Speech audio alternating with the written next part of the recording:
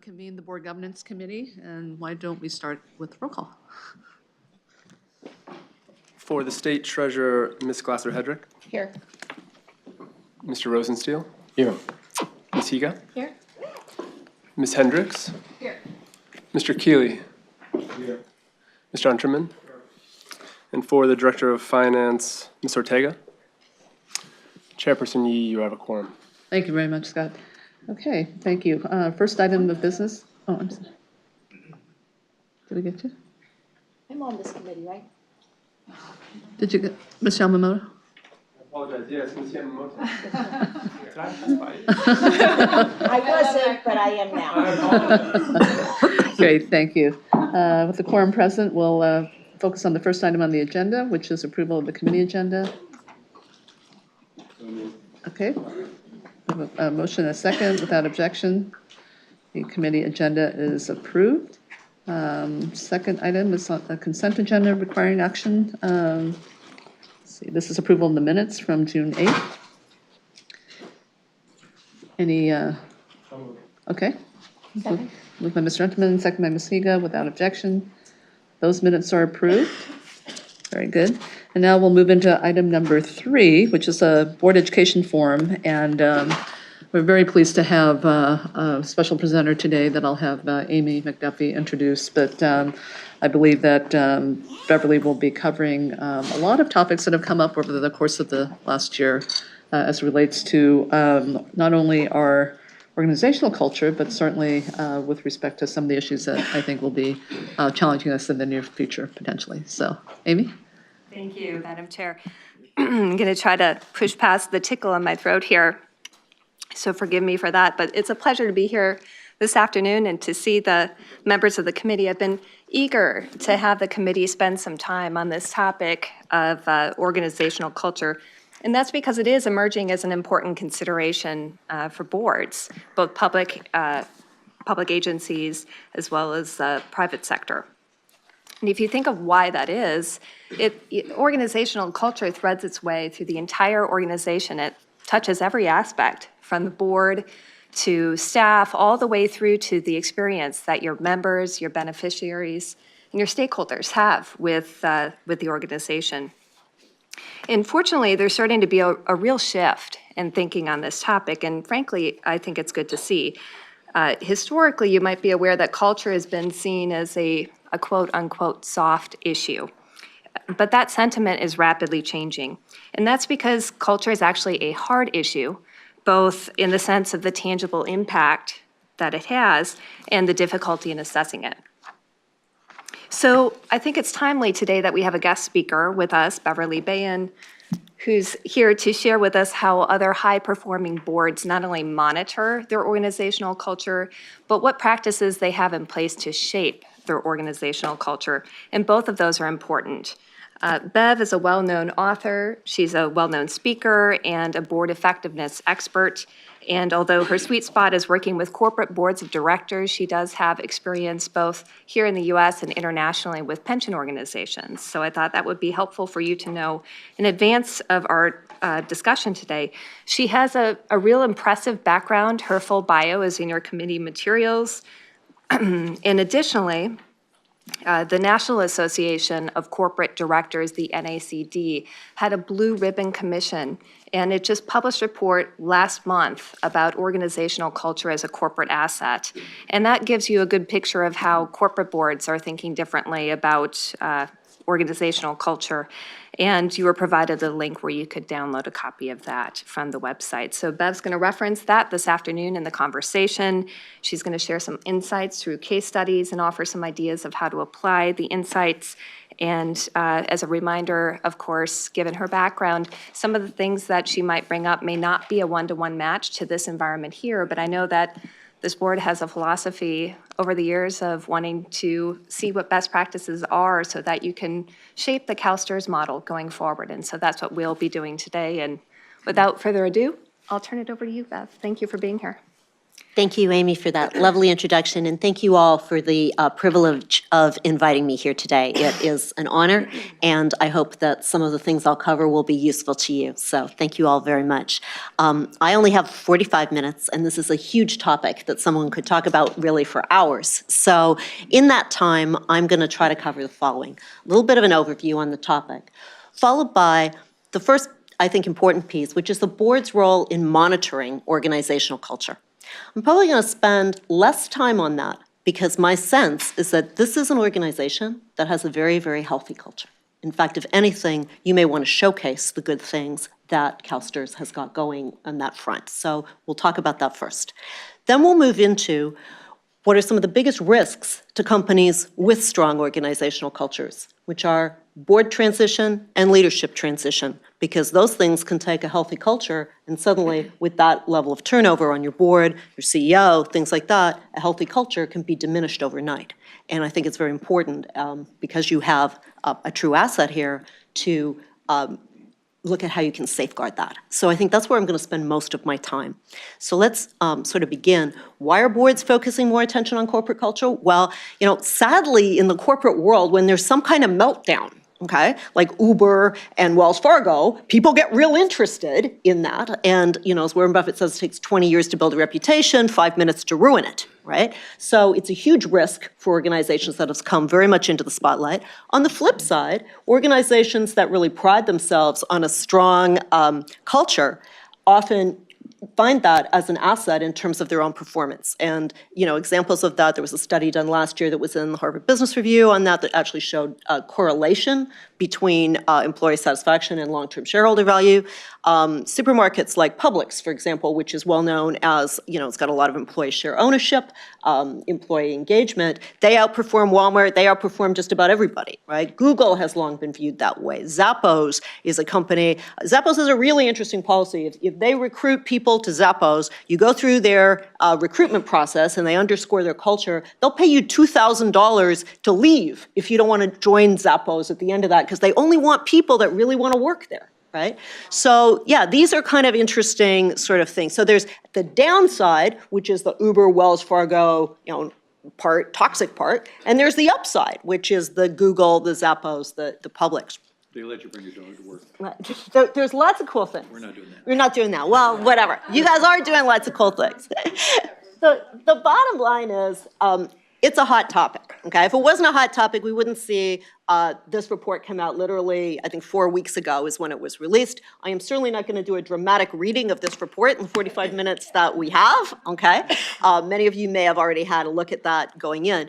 But if you look at a number of things, and again, I did not do what I would call a cultural assessment or anything like that at CalSTRS, but what I did do before coming to talk to you is I spent quite a bit of time talking to your governance consultant, your CEO, your general counsel, and the chair of your committee, and getting a little bit of a flavor for what CalSTRS does when it comes to organizational culture.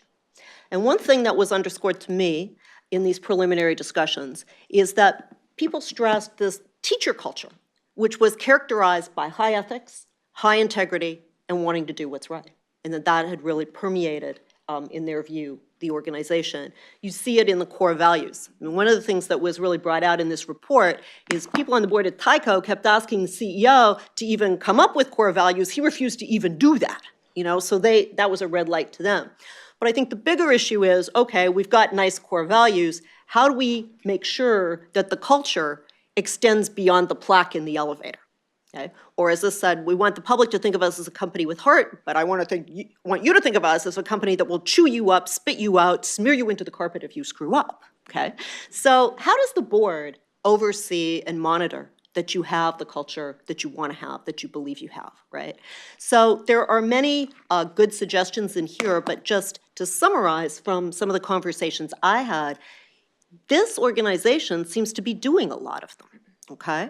So employee engagement surveys, member satisfaction surveys, and not only doing those, but actually factoring those into the annual performance evaluation of your CEO. That is clearly best practice. You've been doing that not only now, you've been doing that for quite some time, Okay? You have an Office of Ethics and Compliance. You have an employee hotline. You have a diversity and inclusion champion within your HR team. You have workshops on that topic. You have training on anti-discrimination, anti-harassment. You have something called the Virtuoso Award, which also reinforces your culture. There is a really good story here, and if anything, I would say that you have something to showcase. And given that CalSTRS plays such an important role because of the economic power that you have over the investment community, not only in the United States, I would even say beyond that, globally, okay? You have had such a huge impact on governance as this organization. Corporate world is really interested in this topic. You're really doing things right. So if anything, I would say this is where CalSTRS has an opportunity perhaps to talk about the things you're doing right and showcase those things to the corporate community. Because if you look at many boards, even in the Fortune 500, the S&P 15, you will not see them actually doing some of the things that you are doing. So I think there's tremendous opportunity there. Could you do some other things that might be even further tweaks to these things? Sure. Some boards have something called a board culture dashboard. Okay, and there are things you could do with that. So things like employee voluntary attrition, just looking at what that is, okay, how that compares to the industry. For example, if you're a retailer and it shows there's a lot of turnover, wow, that may look scary by itself, but if you look at that compared to other retail organizations, actually you may be further ahead. So you always want to look at that in context. You have programs called Ask Jack, and what do you think? Some are for internal feedback, external feedback. There may be ways to take those and put that into a dashboard form that you guys are seeing as an ongoing monitoring piece. Exit interviews, some people use that. Safety statistics, I'm not sure that really applies to CalSTRS, but We actually measure them every quarter. We have a measurement around that. there you go, okay. So that, and statistics on, diversity hiring, diversity promotion, diversity attrition. So if you sort of have got a dashboard, and I don't know if you've got something like that in the works, I think you might, that may be something to think about. Another thing board members do to kind of get a pulse on culture sometimes is look at social media, okay? Things like Glassdoor, and other things to just see what's on there. Now, in fairness, often you get a lot of kind of crazy people writing stuff on that, so you have to take it with a bit of a grain of salt. But it wouldn't be unheard of to do that. So there's a number of things to think of, but I think the real message here is that if you go through what are some of the best practices in here, what are the best practices sort of out there in the S&P 1500, you are well in hand in terms of, in my impression, in terms of that, and in fact may want to showcase that. Another thing that they talk about in here are field trips. And for those of you who are teachers, field trips can be really important. It gets board field trips, site visits, as we like to call them, gets the board really out and getting a hands-on feel for the organization. I think they're extremely valuable. They're valuable for the board in terms of education, and I know you do some good things around that. I think it's also important for the employees to meet the board and see that they're real people, and real people that are really committed to the organization. Because the board tends to be, they're the gods and goddesses of Mount Olympus, right? And now they're actually there and they're talking to them. They're like, wow, these board members are really interesting. They're very committed and they're very cool people. The only caution that I find boards come up against in doing those kinds of site visits are that some board members want to become sort of employee ombuds people as a result of these sort of interactions, right? So it's a good idea to have some rules of the road around that. Just moving on, there's two other sort of pieces in here which I'm going to do a deeper dive on. One is that you got to think about the culture of the board.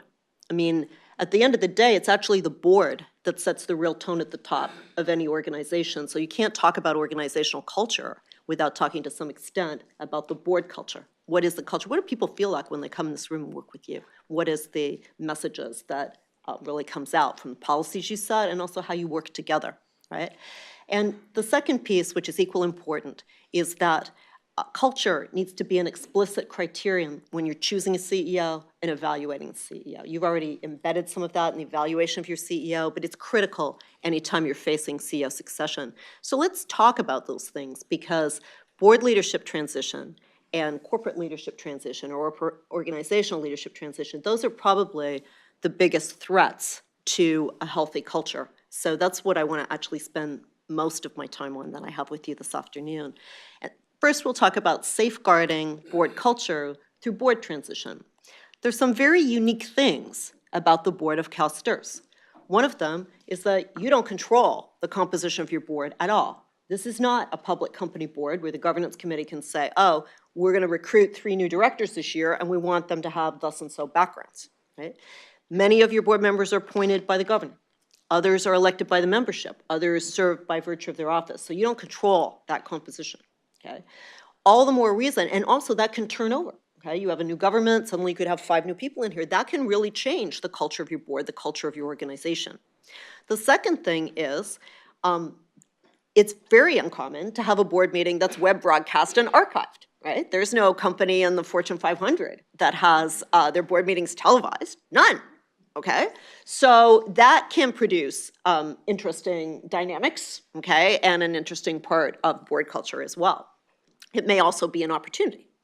So a couple of case studies Amy asked me to delve into, and of course I can't name companies, but you're certainly not the first board that didn't control its composition, okay? So the first example I'll give you is a cooperative, and this is a retail organization. They didn't control anything in their composition because their members as a co-op elected who sat on the board, okay?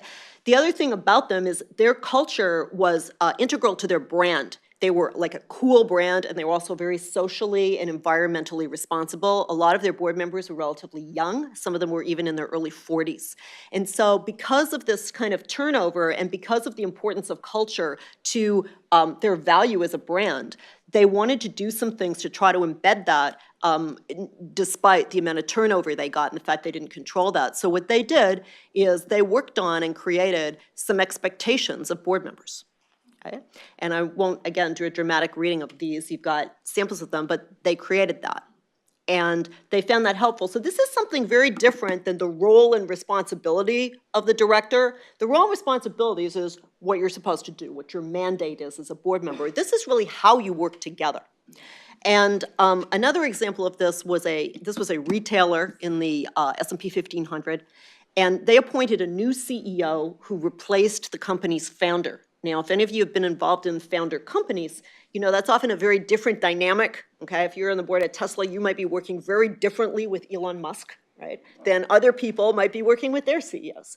So one of the things they said is, let's talk about how we might want to work differently with George, who was their new CEO, and how we expect George to work with us. So again, they created sort of a set of expectations for the CEO, new CEO, and they also created expectations of the board in working with him.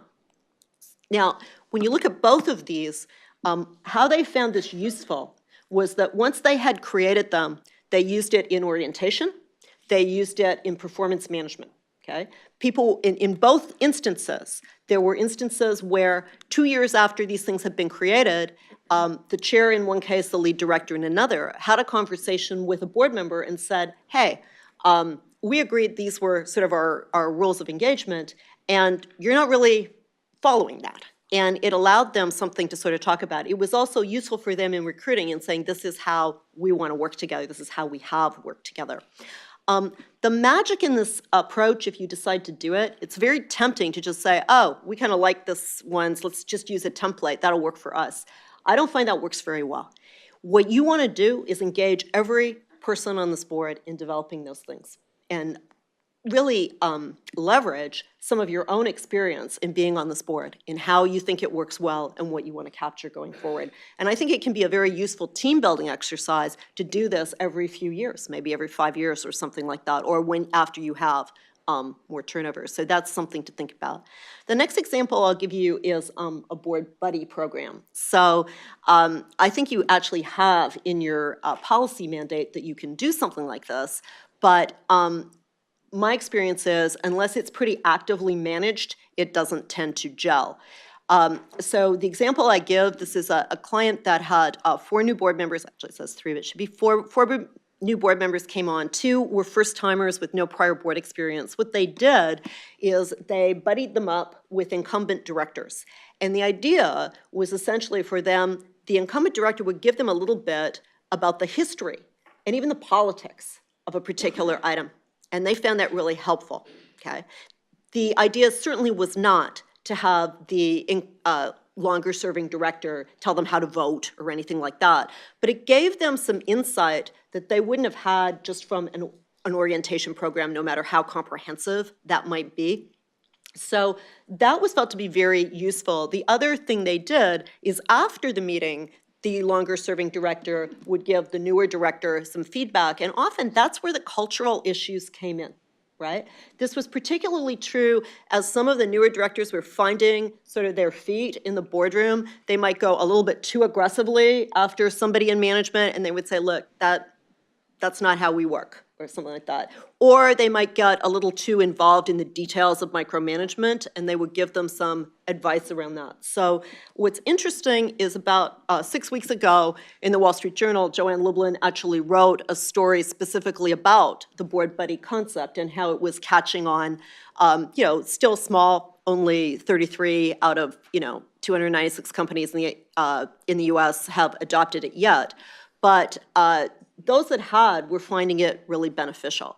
And so I just thought I would bring that out as another possibility. Again, in your case, you really can't control the design of your board.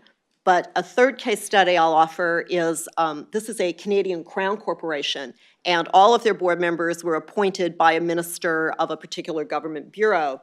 And so what they did is they did the kind of exercise that a corporate board would do. They said, if we were going to design the perfect board, what would our perfect board, optimal board look like? Okay? How many stakeholders would we have? How many finance people? And when we look at finance, how many CFOs? How many retired, say, audit firm partners or private equity or investment banking people? What would that look like? Would we have technology? Would we have people that came out of the industry? What would that look like? And after they'd put the work into designing that, they actually took that to the minister that was about to appoint 5 new board members.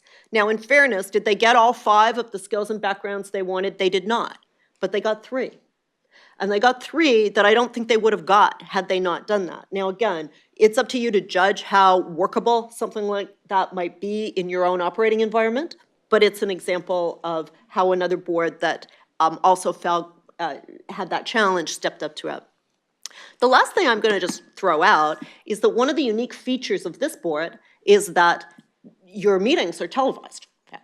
And typically, when you're looking at what is the culture of the board, you would discuss that in your board self-evaluation. You've probably done that. But you actually have a really unique opportunity here. I mean, you might ask a third party, somebody very objective or a team of people very objective, to watch the meetings. What is their takeaway about your culture from watching them? Because most boards can't have that sort of input. And that might be something to think about. I'll tell you, if I was sitting in your seats, I would find that kind of interesting. How are we being perceived by an objective third party? So again, it's a unique thing, but you may want to think about that. Let's flip over and, yeah. I was just trying to remember what my question was. Something several slides back. Okay. Do we have these slides, Amy, Yeah. on our website? Let me go back through the slides. Okay. It'll jog my memory. Okay. I'll come back in. Sure, come back to me.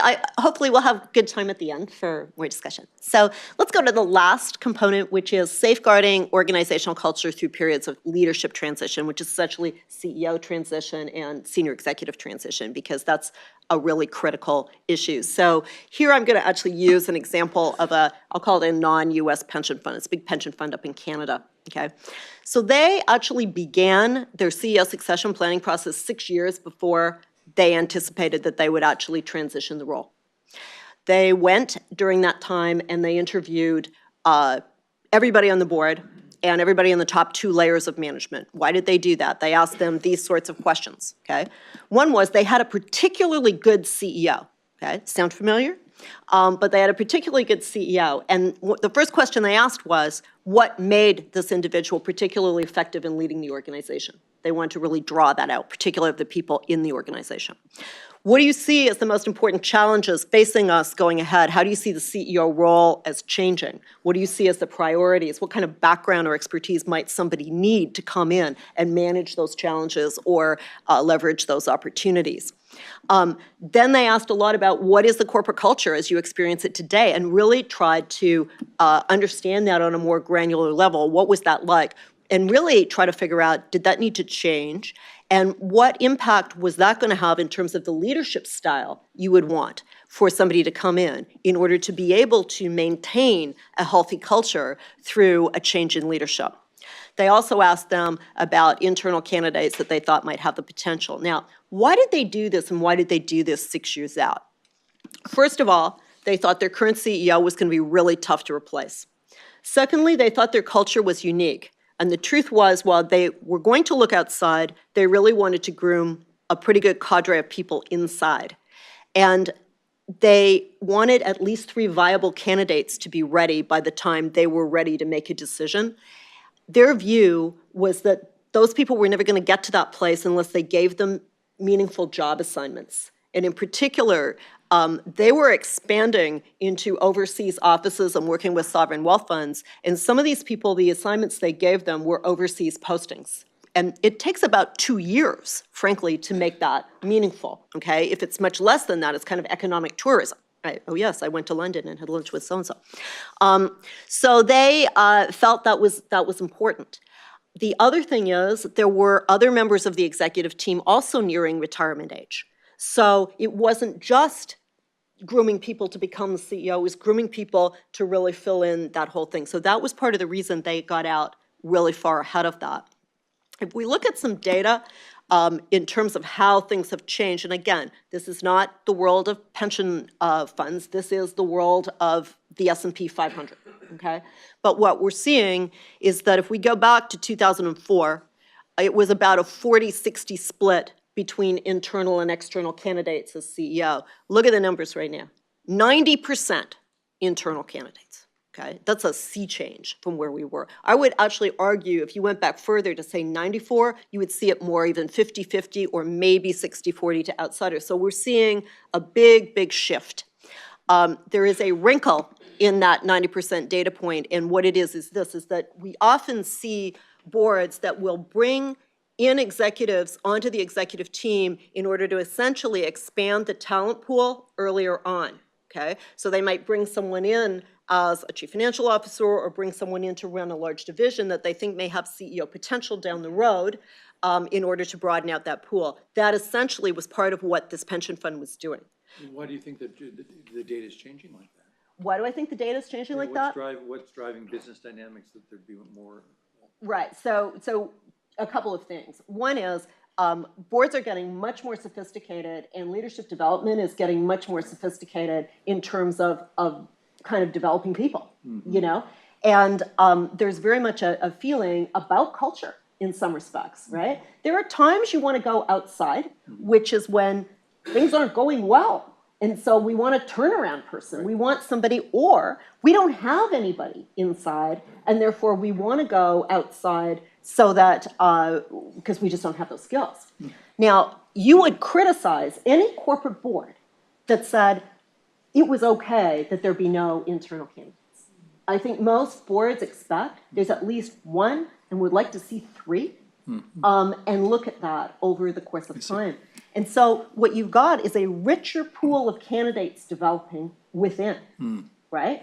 And so, yes, most boards do look outside, but they tend to favor inside. Now, I know you had somebody from GH Smart, I think, was presenting, and some of their data suggests that, well, there is value with external candidates. I think there can be. I think there is situations like that. But what we're seeing is much more an expectation of, you know, there should be some strong internal candidates being developed. And that way we're not dependent on the outside talent pool, right? Yep. We may find somebody outside and decide they're fantastic and that's who we want. But what if there isn't anybody that's that great outside? You want there to be that there's some talent outside. So I would say that's partly what's driving that. Yeah. Can I just ask, go back to your last slide Sure. before this one?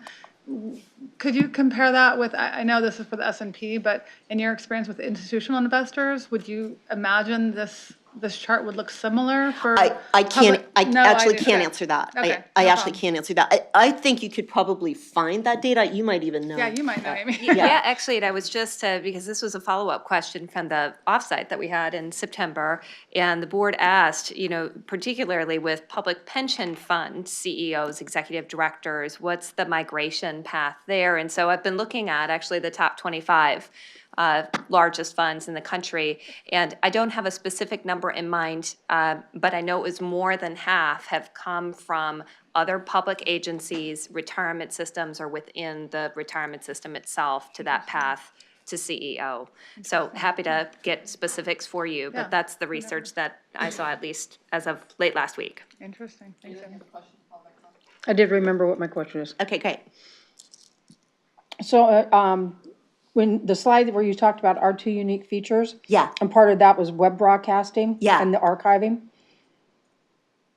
I think what might be different about us also is not only do we broadcast outside, we broadcast within the building. Oh, that's a great point. So that every single employee that wants to be listening in on our Right. meetings, listens in on our meetings. And I think sometimes we forget That's a great point. just who all's listening to Yeah. our conversations and how that can affect the culture within, let Yeah. alone outside of it. That's a great point. And if you go back and you say, look, what we would like to actually consider in our, as a feature of our board evaluation is to have some people outside provide their feedback, have some employees provide their feedback. What are they seeing, like anonymous feedback, what do they take away? Because you really, more than any corporate board I work with, because of that, are really setting the tone at the top.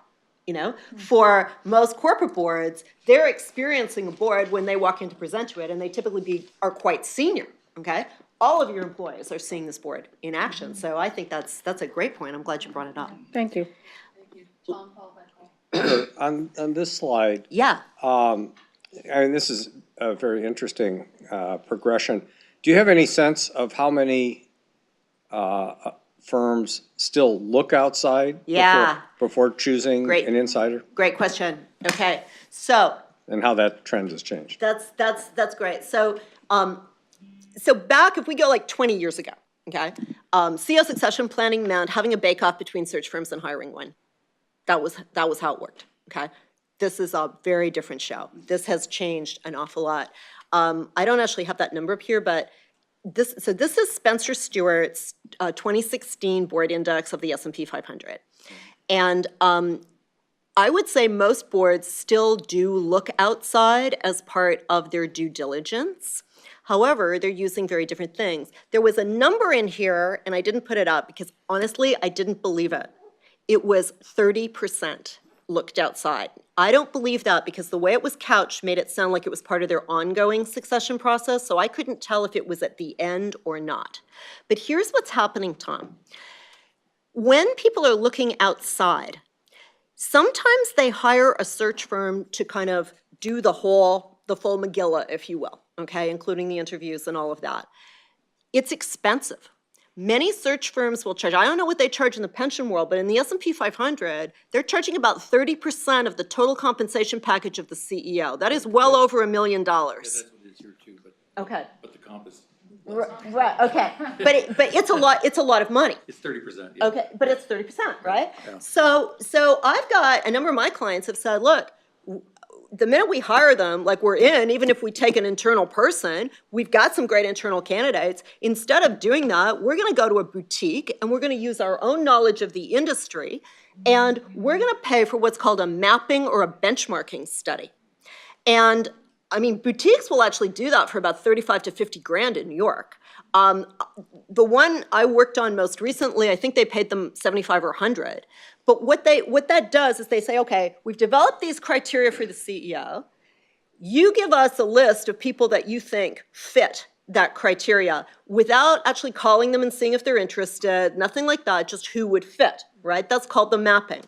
And then from there, and they get paid for that, okay? And then from there, the board decides, do we want to actually interview any of these people? In which case, we open it up and that firm gets the 30% and they're into the thing, or not.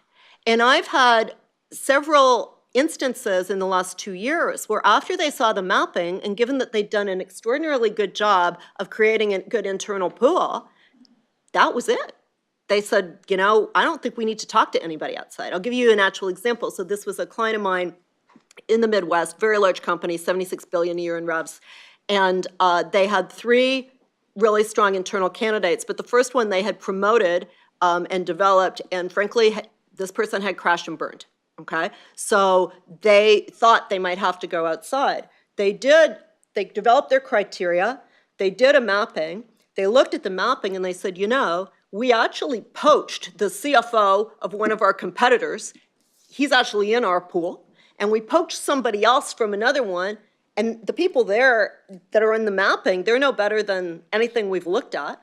And they said, you know what? We think our head of strategy is as good as anything out there. Thank you very much for the mapping. That's our choice. She's been CEO now for 2 years. She's doing a spectacular job.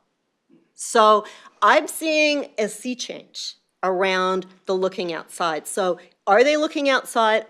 Anecdotally, in my experience, they still are, even though there's a number coming out of Spencer Stuart that suggests not as much. But the looking outside doesn't necessarily mean sort of the full Megillah. It can be a mapping or benchmarking study. Thank you. And so I'm glad you brought that up. Great. Paul? Yeah. Yeah, going back several slides, when you Sure. started talking about that companies started doing interviews 6 years out, who did that I did. process? Okay, so I an would- outside company Yeah, I reported to came the in. board, yeah. Okay, thank you, that's all I wanted, because Yeah. it wasn't clear. Yeah, no, that's who did it. Thank you. And it was done by the board, okay? But obviously in cooperation of the CEO. Like, you know, many CEOs will say, look, what's really important is that we get this going. I want my people developed and all that sort of thing. But the board hired you. The board hired me. Thank you. Yeah, so that was how we did it. Okay, so let's just sort of go on.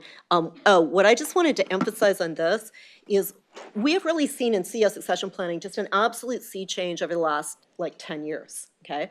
So not only this sort of split with 90% of these new CEOs coming from internal candidates, if I was to go back 10 years ago, boards often did not have criteria for the CEO, okay?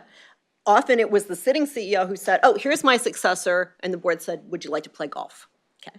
So now what we're getting is boards getting more involved because they feel, look, this is probably the single most important decision we're going to make for this organization and its culture and its members, its stakeholders, okay? So we need to get involved and we want to actually create criteria. So now what we're seeing is 50% of the S&P 500 actually define the future criteria for the next CEO, and they do that at the outset of their process. And what they find valuable is it becomes objective, okay? And those criteria typically include cultural factors like leadership style. And that's another thing you bake in there because you're trying to safeguard your culture through your leadership transition. So to give you an example about that, very often when I work with corporate S&P 1500 boards, and I'm first working with them on CEO succession, I'll ask them, who do they think are candidates? And there's always 2 people whose names come up, and one of them very often is the general counsel, okay? And a lot of the reason for that is that the general counsel is very effective, and the board's very comfortable with the general counsel. Okay, but when they talk about what their criteria are, they'll say, oh, well, you have to run a profit and loss statement and of, however many $1 million and have, at least 300 employees reporting to you and all these kinds of things. Well, then you say, well, does the general counsel hit that criteria, right? So what it does, it becomes an objective measure, right, that a lot of boards find really, really helpful to use. I think it's also very helpful for the organization to know that effort was put into that as well. The third piece that I've seen as a real sea change is the use of executive assessments on CEO candidates. So 10 years ago, when I would say to a client, okay, we've got to bake in some kind of executive assessment for third parties, like a GH Smart or RHR, other people do that, right, into your process, it was like, what? Now, 71% of the S&P 1500 or S&P 500 are using them. Okay, and clearly that kind of assessment is another factor that relates to a candidate's cultural fit. So I'll give you this example. This is a client of mine that I worked with 2 years ago through CEO succession. And they went out and asked similar questions to the top layers of management and the board. They also asked them who they saw as internal candidates. They also asked them who they saw as external candidates. And what was interesting is they came up with 26 external candidates, and one of them was the final one that was chosen as CEO, even though they did hire a search firm. So what was also interesting in this one is that when they did the bake-off with the search firms, all the search firms led with their executive assessment capability, not their external search capability. I've never seen that before. That happened 2 years ago. And what was really interesting in this, they led, okay, so when we're talking about executive assessments, that's how they assess potential candidates, okay, in a very scientific way, like the guy from GH Smart probably talked to you about last session, okay, against the criteria that you've developed for your next leader. And that will include things like leadership style issues that reflect your culture, okay? Now, in the past, if a search firm was presenting their capabilities, right, to a board to get hired to work with you on CEO succession, they would typically lead with their knowledge of the industry, their ability to source external candidates. What was interesting to us, all of them were leading on their pitches with their ability to do assessment of the candidates. And we thought that was really interesting. What's that all to do with? That's all to do with this 90% number, right? Because they know that very often there's a strong internal pool. Now, in this particular case, they did go outside and they did hire a search firm. What was really interesting on this one is they interviewed 6 firms. They broke it down to 3 that interested them. And the head of the committee said to me, how do you think I should choose? And I said, well, obviously the assessments are important. And he agreed. And so I said, why don't you be the guinea pig? So what he did, and he offered to pay them, but all of them said they would do it for free. He went through the actual assessment process with each of the 3 firms, okay? That was absolutely eye-opening. Because first of all, he determined if he thought the process was valid. Did he think they read him right or not, okay? He found out that only one of these 3 firms actually did a behavioral event interview, which was a 2.5-hour interview that was sort of coded, if you will, at the end to correspond with their criteria. The other 2 were using completely online tools. And at the end of the day, that was the basis of his decision. So that was kind of interesting. And it took some time to do that.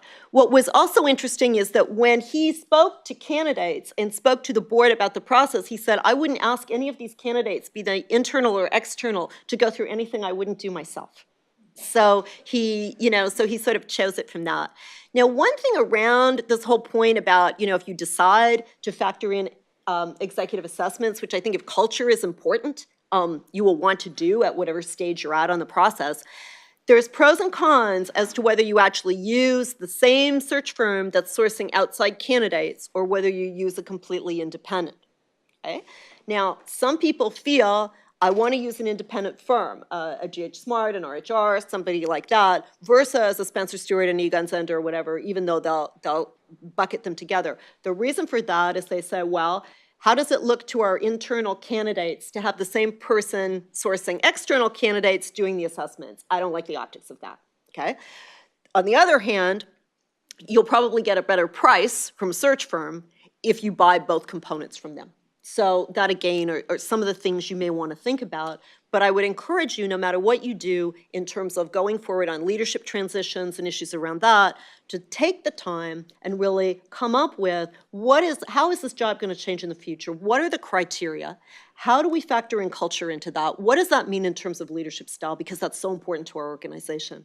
And then incorporate an assessment process that looks at that for both internal and external candidates, because I think that will help you a great deal.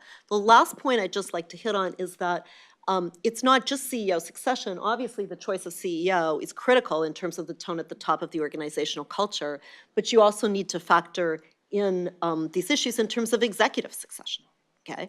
And while it is certainly the CEO's decision in terms of who the people are that report to him in the organization, you want to make sure that there's a talent pipeline, there's a hit by the bus plan for your top executives, and also factor cultural factors into the leadership development of candidates for your C-suite. So with that, hopefully I've covered the waterfront pretty well.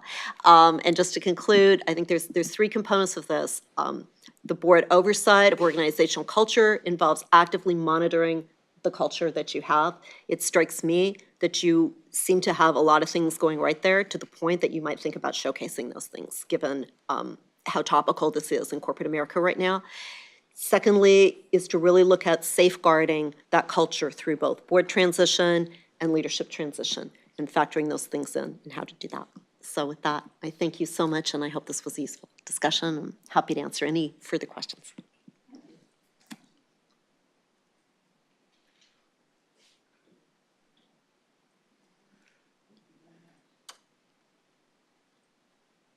Okay.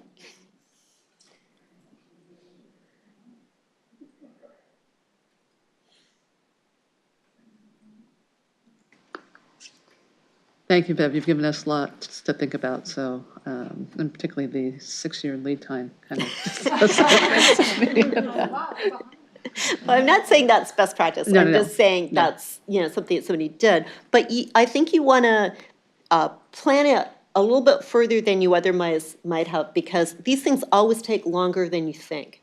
And coming up with the CEO criteria takes time. I remember talking to Paul Sharon, who was the chairman of Campbell Soup at the time that they did their last transition. And he, as chairman of the board, actually sat down and interviewed every board member and people in senior management about the CEO criteria. And he found sharp divisions in terms of the criteria between the board members. He told me the toughest meeting he ever had as Campbell's chairman was to try to get alignment on what those priorities were. And that he said, once I had that put together, then I could drive the rest of my process. And typically how you do it, is you sort of say, okay, let's start with that criteria, and then what does that mean? What does that mean in terms of our internal people? What do we, do we actually evaluate them against those criteria and see what kind of development gaps we need for them? Or, do we look outside? At what point are we going to look outside, and how are we going to look outside? Are we going to actually do a mapping early in the game and see what it looks like? Or are we going to wait until we're later in the process? I mean, those are just things you want to think about and decide what your strategy is around that. And then think about, are we going to bring in a third party to do executive assessments? Are we going to rope that into a search firm? Again, you may make that decision after you've interviewed some of the firms and see what they bring to bear, but other people may have strong points of view around that. So those are things you may want to sort of think about and factor into that part of the decision, because ultimately that's going to probably be the most important decision that this board will make, particularly because you do have a very good CEO. And so, ensuring that transition at the time it occurs, whenever it is, goes really well and preserves your culture. Thank you. Sharon? Yeah, thank you so much, Beverly. This is really exciting and interesting stuff, and it's actually really interesting to kind of hear what's happening in the corporate side of things. So one of the things, so this is very live for us, as you probably know, because we have an incredible CEO, incredible CIO. We've been lucky to have them for as long as we've had them, and at some point we anticipate there's going to be a transition. And so I think what I've been wondering is, in terms of, we've been having some conversations, but as we think about timing and how to kind of be, to get the conversation rolling with us, how much of it is thinking about where so where are we going to be in the next 5 years at CalSTRS? Like, what's going to happen in California and the global environment, the economy, and all those things, and sort of what kinds of skills would we need in a CEO? And then sort of figure that out as a board and then look for candidates that fit that? Mm-hmm. Or is it looking at the kind of, skills you want to see in a CEO and then do you know what I'm saying? So how much of it is important to look at the kind of the next 5 to 10 years and what we're going to need? You want to definitely, your criteria should reflect the strategic direction of your organization. If you don't, it's just some cookie cutter thing, right? You can just download from the website, top criteria for a CEO. Give me a break. You're in a different operating environment than any other organization. And so you want to factor that in, and you want to factor some of your leadership styles issues in. So I think that's really important. This should be tailored, so this, when you look at this and you've been engaged around this should feel like CalSTRS, right, a little bit. There's always going to be, look, I've never done a CEO criteria that didn't have outstanding communication skills with multiple audiences. I mean, there's going to be some things that are always going to be in there, but I think talking about this, okay, and not spending the time on this, you've got a lot of very committed, very smart people around this table. And you want to really take the time to let everybody download some of their thoughts around this. And also Jack and the people on his team, they're going to have good thoughts around this. So my best advice to you would be to harness that and to do that earlier instead of, oh gosh, we've decided we're going to have to move forward quickly on this, I would do that, and I would very much tailor it to your organization, because, that should reflect the challenges you're gonna see. Okay, so then once you've got that, you can work with it in multiple ways. You can look at your internal candidates, or you can say, we've got it, we're gonna have a brief look-see outside, and then we're just gonna hold, okay? But once you've got it, it is very time-consuming, and there are often very different points of view. Some people say, well, gosh, we're 6 years out, isn't that too far, isn't it all gonna change? What's interesting is, if you don't start somewhere, right, you're gonna get crunched.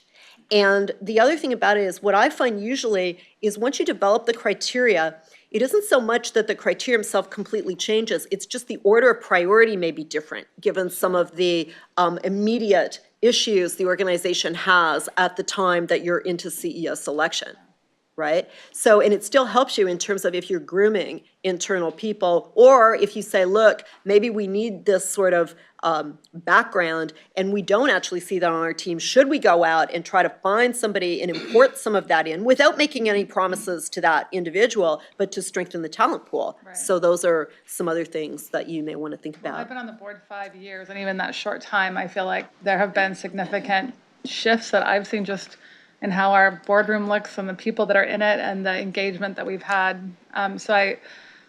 So that's helpful, and I think that's something that, whether that's in the board governance committee or in our regular board, I think we should be starting to have those conversations as a board. What are the 4 to 5 things we can agree on in terms of where we see, CalSTRS going in the next 5 years, so we have a better sense of who we would be looking for in our leadership. The other thing you may want to think about is, the impact of board transition on your timing and things around that, okay? I didn't actually look at on the last GE transition from Immelt to the new CEO, but on the Welsh transition, when they did it, they actually had, I think there were 3 people on the GE board that actually hit their retirement age, and they extended them beyond retirement age because they said, these people know GE, they know our culture, they've been involved in this, in the succession plan, and we frankly can't afford to start over again with new people, and they extended them through till they completed the Welsh Immelt succession. And so you may want to think about that if you've got, and I know that you do, have a potential widespread change of board membership. How does that factor in? Does it factor in, what does that mean? And how do you want to do that? The other thing you probably want to think about is, you've got an extremely effective CIO as well as CEO, right? And that's sort of a partnership. So what that kind of reminds me of, so I was doing some work with a family control company out of Israel, actually, and their executive chair, because they were a member of the family, was always going to be executive chair. And one of the things they did when they were doing their CEO succession plan is they did an executive assessment on her, okay? And they determined a lot of things about her work style. They actually factored that in when they looked at which candidate might be the best fit to be a partner with her, because she was always going to be chair. Right? So again, I don't know what your thoughts are on that part, but because there's sort of this, partnership that exists between your CEO and CIO, that may change, what have you, but if that continues to exist, and you may want to factor that in as well in terms of your planning, so. Tom, followed by Paul. Well, I'll just say very briefly, since this this is my last set of meetings, and none of this going forward is going to be relevant to me, but I don't see this as a very germane topic for this board. When you start talking about CEO succession and planning and structuring it the way a corporate board would, given the complex interactions of the political process, the office holders you're going to deal with, and then the teachers union. I just don't think this is a germane model at all. But I won't be here to try and deal. I think it'll be fairly limited, and I don't think. Anyway, I just think it's not a very productive use of time. But I'm not gonna be here to do it, so that's fine. Paul? Well, I may or may not be here to deal with it, but I agree with Tom. I don't think it's very germane for this board. And here's the reason. 6 years from now, almost everybody on this board, except for the teachers, will have to be either reelected by the voters, and I think 6 years from now, there's nobody who won't be turned out. So they'd have to run for a different seat. And the 5 of us who were appointed by the governor, our terms will have ended, and we would have to be reappointed by a different governor. So your explanation of what happened to at GE is exactly an explanation of why this isn't relevant to us. Because at GE, they could extend board because they thought that it was essential to have continuity on the board to pursue this approach, and they had the ability to do that. What we know here is we can't. We know that 6 years from now, probably half this board, if not more, is going to turn over.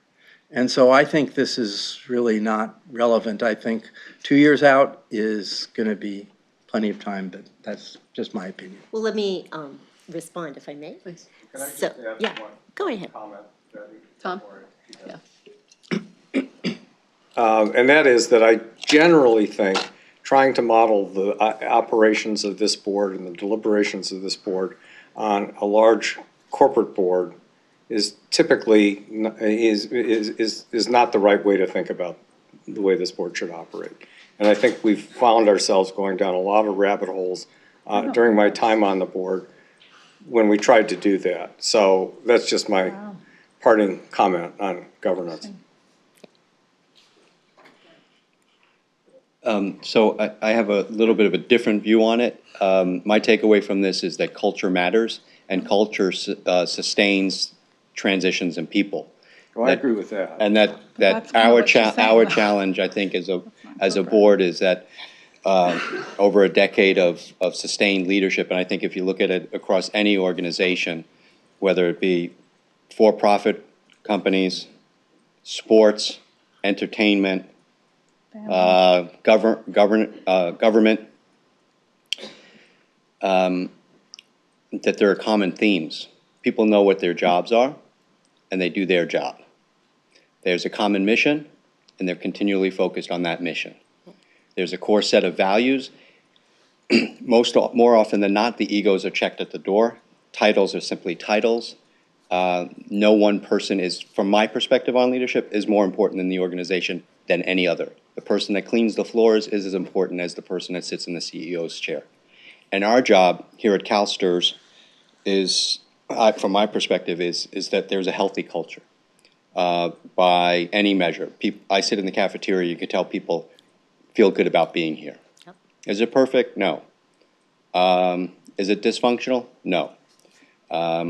Is there a mission? Yes. Are we clear about what it is? Yes. Has there been continuity of leadership? Yes. Do people know what their jobs are? Yes. Most of the time we stay in our lanes and we do our job. What we do know is it's highly political. People get here from different venues. It's transparent. It's all of what you said. And there's going to be tremendous turnover. And we can look a little bit ahead. And what that transition, what we may have some control over, is what type of tone do we maintain here regardless of who's sitting in the seats? What are the values? It's nice that we sit and we talk about billions of dollars and we have the titans of finance and the major political influencers of the world sitting before us and that can respond to us at any time. And it's great. It's wonderful. It's really exciting. It's a great privilege. But at the end of the day, it's about the people like Loretta Tottenberg that's sitting in the back of the room. That's what it's about. Yep.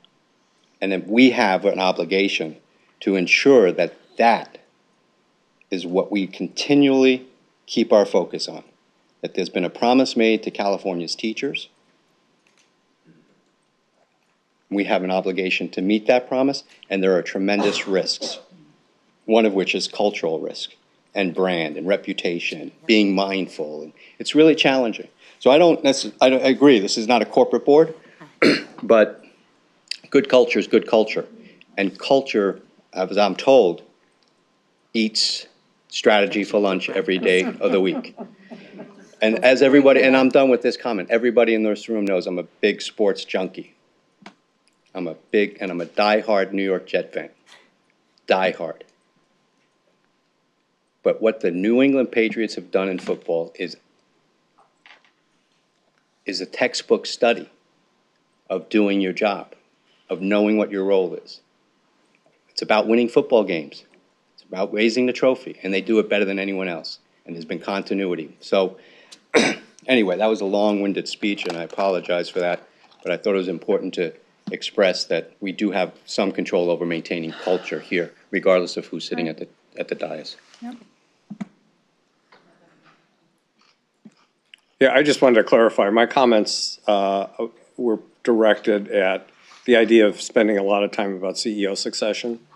I mean, I agree, organizational culture is super important, but I think the challenge for this board is to focus on other ways to probe it and test it, and spending a lot of time on CEO succession because that's what corporate boards do, I think is just a mistake.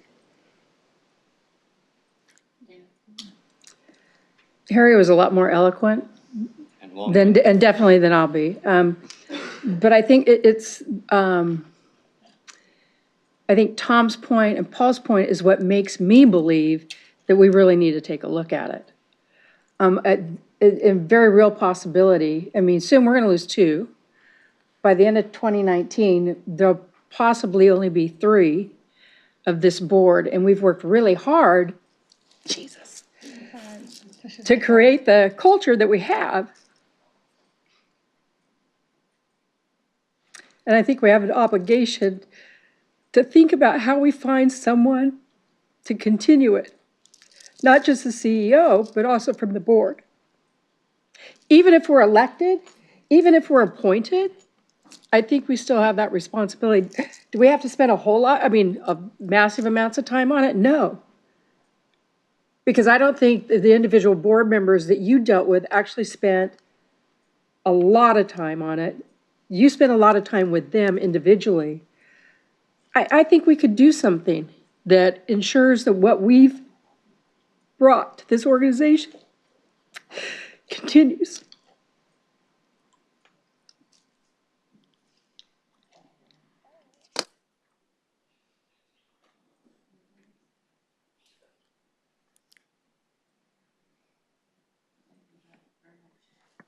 May I just respond to something? First of all, I want to thank Tom and Harry and Dana and Paul for bringing up these comments. Okay, I'd rather have them be brought out and people be passionate about them than people talk about them behind the door. So I think that was great, and I want to commend you for doing that. Just to sort of offer a response to Paul's comments and to Tom's, I don't think you guys are 6 years out. I think you're much closer than that, okay? You're much closer than that. And I think that the decision, although this is a very political organization, will ultimately rest with this board. And I would say this is probably going to be the most important decision you're going to make. So if you want to actually say, well, you know, it's a difference, we're not going to follow corporate, I get that, okay? Any plan of any kind, I think, should be tailored to the organization, right? Not just take, oh, here's a template, this is what the Fortune 500 does, this is what we're going to do. No. Do I think there's things that they're doing that could help you? I do. Tried to lay some of those out.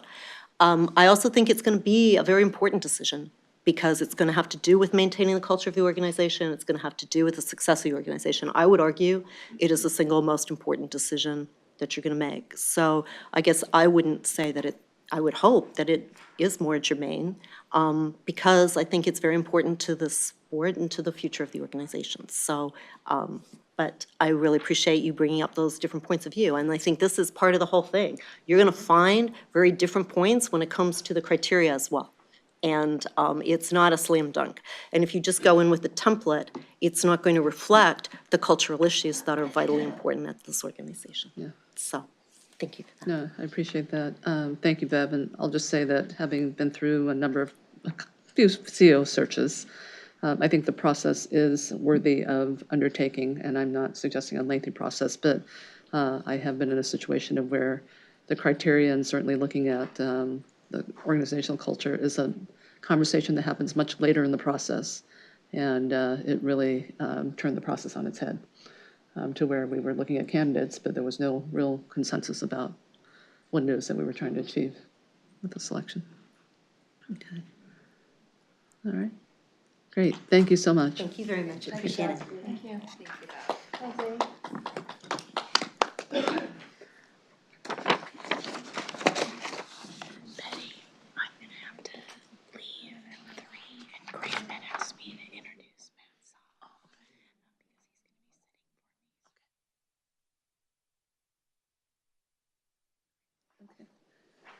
All right, let's wind back to our agenda. But before we do, Dorit, do you have an announcement to make? Yeah, I wanted to introduce Matt Saha, who's in the audience. I'm gonna have to step out for a couple moments, and this meeting has been quite busy, and I was remiss in not introducing him. So can you stand, Matt? He's the new delegate for the treasurer. And he comes to us with some background both from the executive office and from the Department of Finance. So we welcome him, and he's jumped right in. We've been furiously working back at the office. So I just wanted to take the opportunity to introduce him to everybody. Thanks. Great. Thanks, Dorit. All right, welcome, Matt. All right, we now are on item number 4. This is a review of the consultant evaluation process and potential policy components. Amy, you want to introduce us? Madam Chair, I appreciate it. So this is an information item, and this would be the first reading of the consultant evaluation for the board's consultants. And as the committee knows, you have a very long-standing practice of evaluating your board consultants.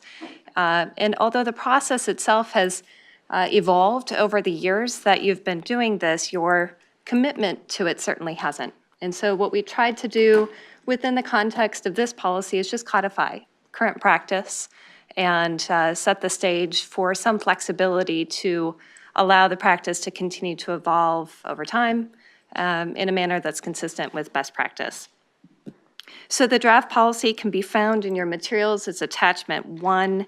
And in terms of placement, we're suggesting that once it's approved, it be placed, I think it's section 500, right after the board's self-evaluation policy, which is currently section 500G. And that's because the practices themselves have been interlinked over the years. So with that, I'd be pleased to address any questions that the committee has regarding the policy or its placement. Okay. Dorit? Oh, I'm sorry, that was. Oh, that was from the prior. Okay. Any comments on this, members? Amy, thank you. I think the draft certainly captures the current board practice, and I know we've been utilizing kind of this element of flexibility with respect to deferring much of the process to the board chair and vice chair. But what I would say is that I think the practice has worked well with respect to the format that we've used in the past, where we've gotten written responses from the consultant and then a presentation in closed session to the board or in whatever appropriate session to the board. So I just don't want to lose that aspect of the process. Of the consultants providing feedback directly to the board. Yeah, and you do have a section here on preliminary feedback, and maybe that can be. Yes. Yeah. Yeah, and that's a an important aspect, I think that's made the process itself much more meaningful, is the ability to have the interaction between the board and your consultants, and either have it be a forward-looking expectation-setting exercise or retrospective and looking at things that maybe you want more communication, for example, or articles of interest. And so we tried to build that in.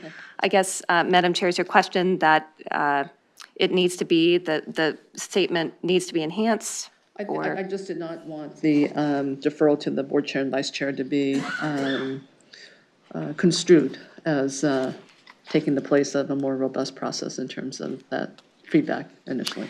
So, I see. Yeah. Okay.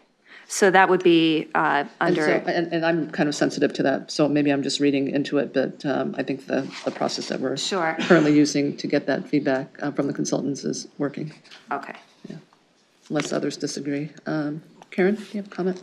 On the Board Governance 13, where it says facilitating board or committee discussion, it talks about orally presenting his or her self-assessment and not written, or is it only just oral?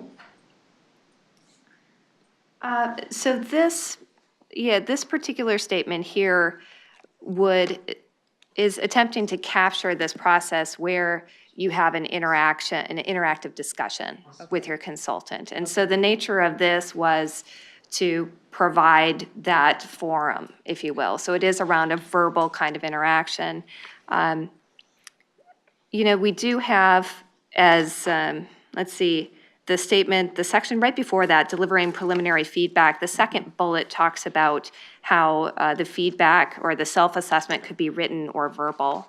Okay, So- that kind of goes along with that? Yeah, so that would, in that, we would anticipate that if it is written, that's provided to the board in advance of your discussion. And really, the section on facilitating board or committee discussion is about the discussion itself.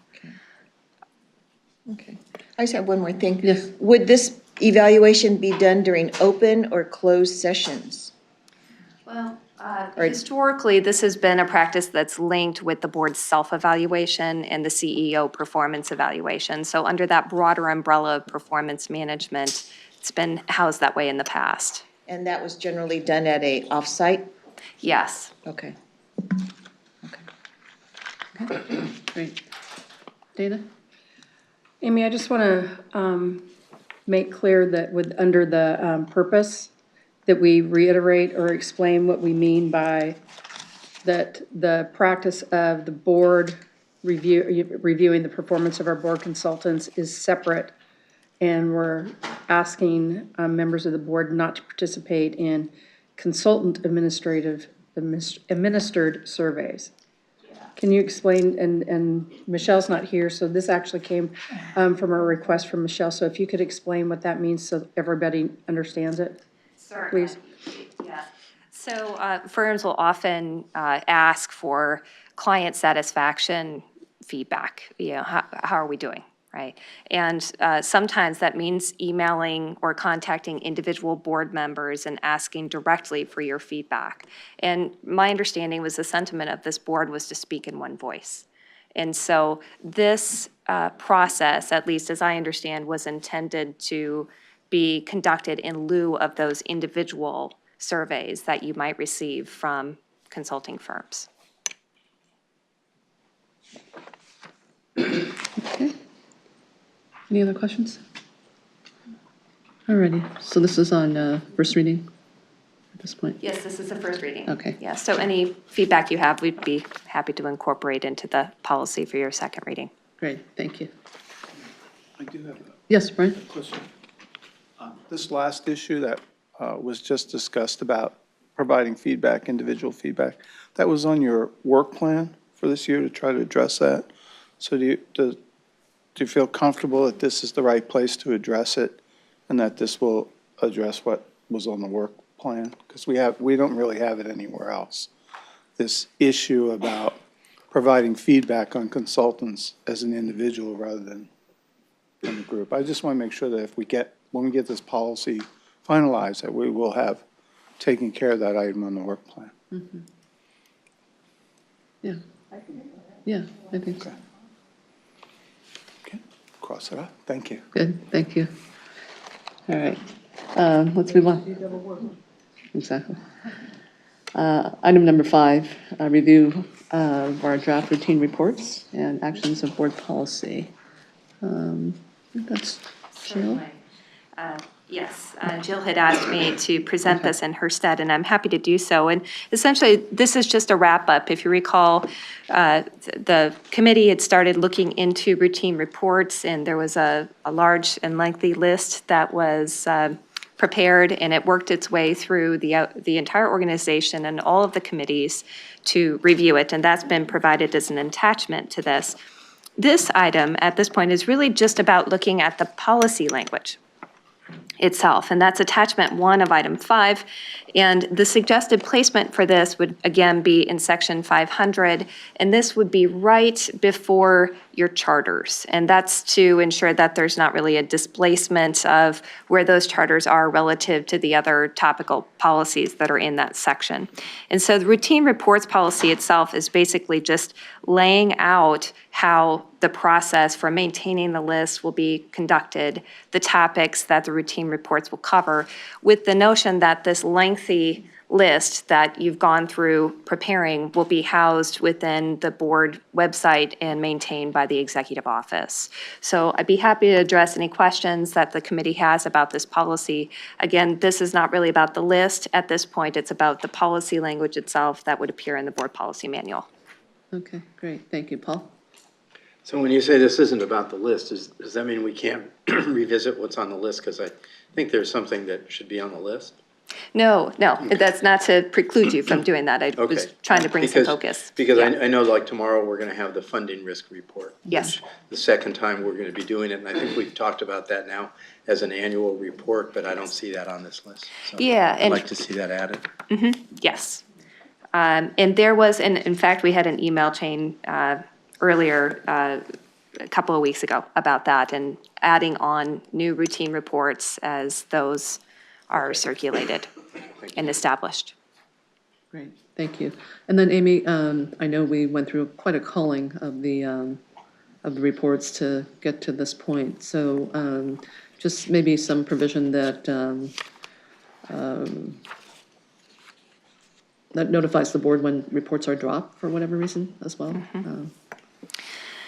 So this is- Yeah. And my sense is that from a compliance perspective, perhaps the review of policies at some point and reporting out to ensure that the board is getting the reports and committees are getting the reports that are listed is possible, but I'd be happy to add a provision and work with Jill to do that, so that if there are any material changes, that the board is notified. Yeah. And would you prefer in advance, or?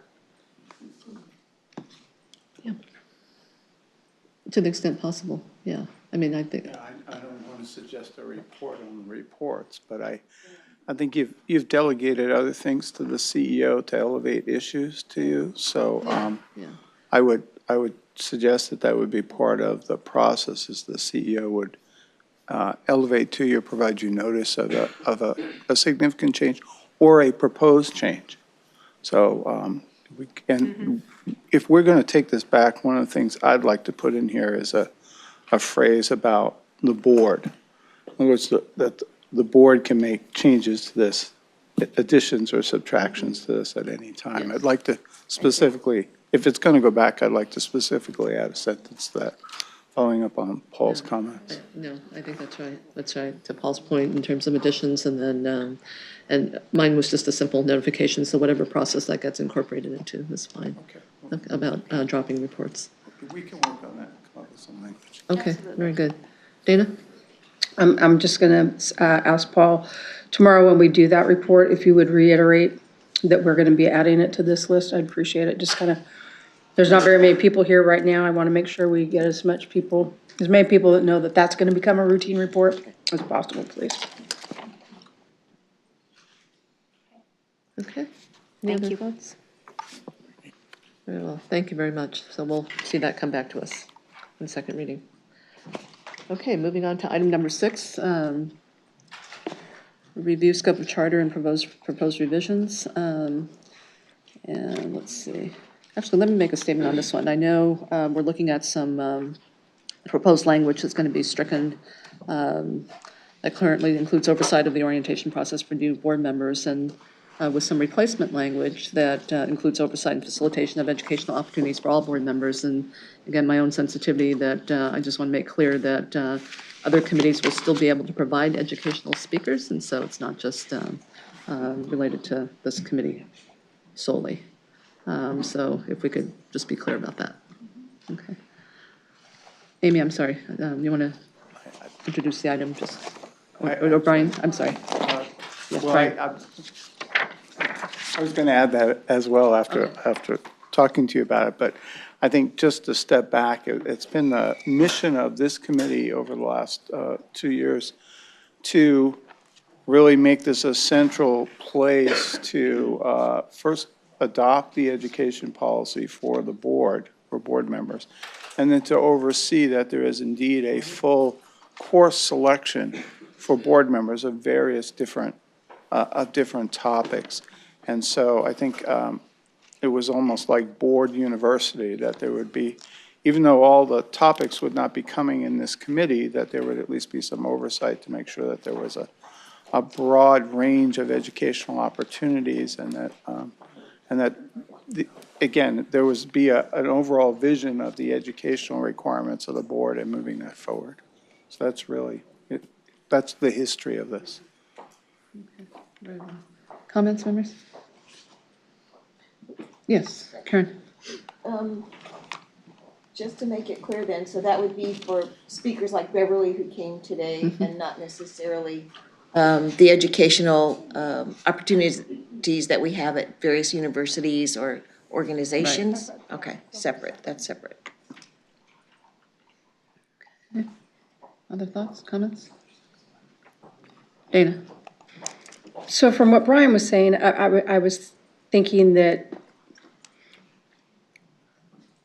we would be talking about things like that. We maintain a list of opportunities on our website, and that it would be the committee's responsibility to make sure that items that could be educational opportunities get added to it, that that's updated, that board members are apprised of it. Is that kind of what you're talking about too? Not just people that are going to be coming before the committee? I thought those were Except separate. I think you've already delegated that to the CEO. You specifically put that Got responsibility it, okay. That's gonna on be- the To keep it executive updated? office Right? to do that. So this On would the be board education. the governance committee's overlay on the overall education process. And so, for example, adding a cybersecurity speaker, make sure that there is indeed different education, different speakers. But you've already made it clear that the CEO's responsibility to provide additional, keep you up to date on educational materials and Where did you education. go with internal versus external, or like in board versus, do you know what I'm saying? Like, that's the distinction it seems like Karen's alluding to, is stuff that we do at mean, board versus having somebody speaking Yeah, at I a mean, I think committee. there are different Right. processes as it relates to overall board education, and what we're focused on here is really the board education Right, that within we the board. undertake, whether they arise in terms of needs and concerns from other committees or this governance committee, but it would be that aspect of it covered in this policy. Okay, okay.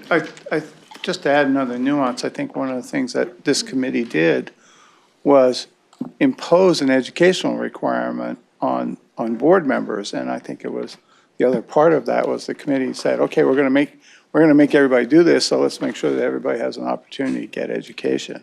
So it's a multifaceted approach, and this just makes it clear that this is where we're going to look to make sure that overall overarching responsibility lays with this committee to make sure that those educational requirements, that there's sufficient opportunities, educational opportunities to meet those requirements.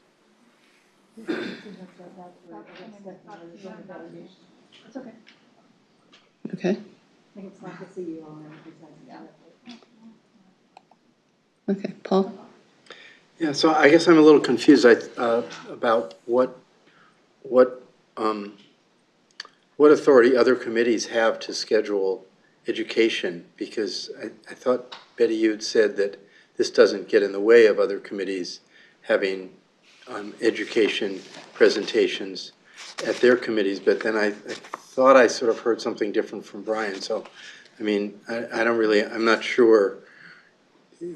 Is this supposed to have some interaction with the efforts of Compensation Committee or ARM Committee or Benefits and Services Committee if they wanted to have an education presentation? No, not Okay, at all. thank you. I mean, I think, Okay. no, and what I was trying to say at the outset was that other committees would still be able to, That's what I thought I heard you provide say. educational speakers, and I don't want there to be any confusion that it requires an approval or any kind of action by this committee for that to happen. Yeah.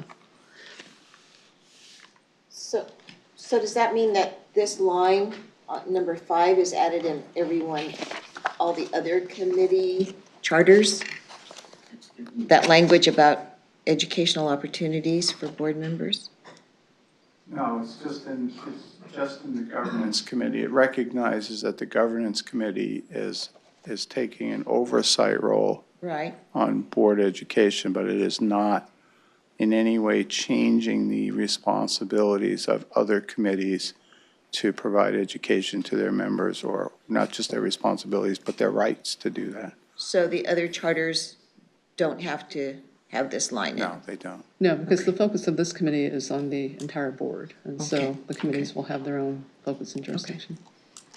Because I know as my new orientation package, that participating in listening to speakers, the outside, the external conferences also count for my education as well, right? And I have a certain amount of hours that I need to fulfill to reach that goal, right? Okay.